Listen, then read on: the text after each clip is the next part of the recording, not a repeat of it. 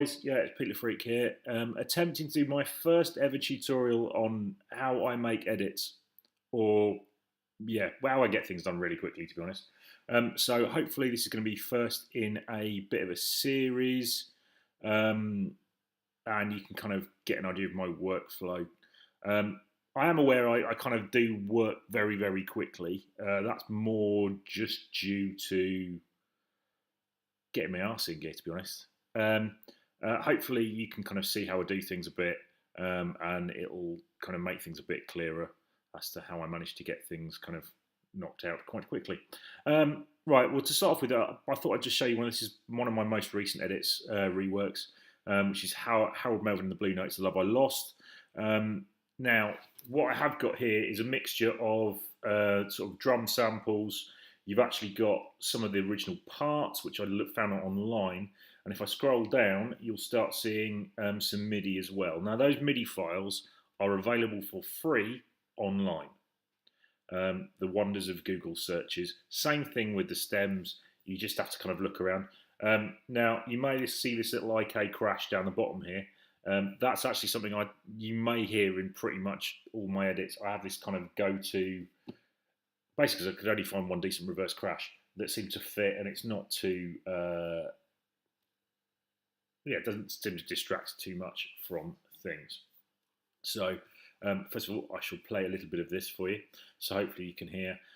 Now, I use a mix of kind of disco sample drums, different things I've kind of accumulated. There are some Jack and Essentials pack by Scott Diaz, which I've used quite a bit for things like kicks and claps.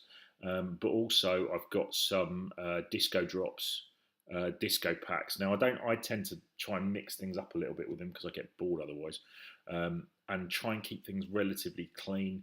I know I had a chat with somebody online today about someone mentioned about my drums, and I said, well, actually, the drums are kind of secondary.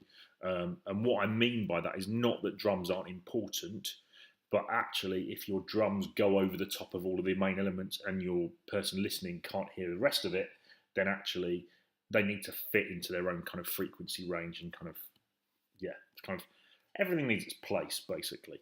Okay, so here's a little bit of this, and I'm going to take the loop off, just otherwise it means I can kind of skip through.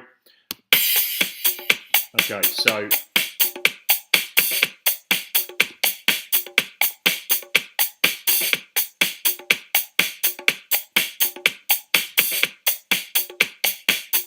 now what I've done is I tend to start off with the guitar because it's quite a nice one,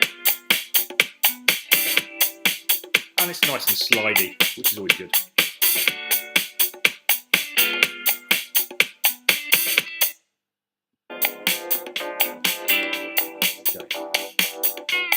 Now, what I'd like to do is I like to build things up, kind of bring in one element, then two, then three, and then kind of slowly build it. I think from a mixing in point of view, that makes things easier to do. I mean, that's basically the reason why I do all this stuff. I have a residency, I make this stuff so I can play out there, and I guess you guys kind of get the benefit of that. It's kind of the way I've always worked. It's kind of what I do. So I always like to go to a new gig having a couple of like fresh weapons in my arsenal that I can pull out. And also, especially if you get something like the one I relight my fire the other week, actually that kind of came across.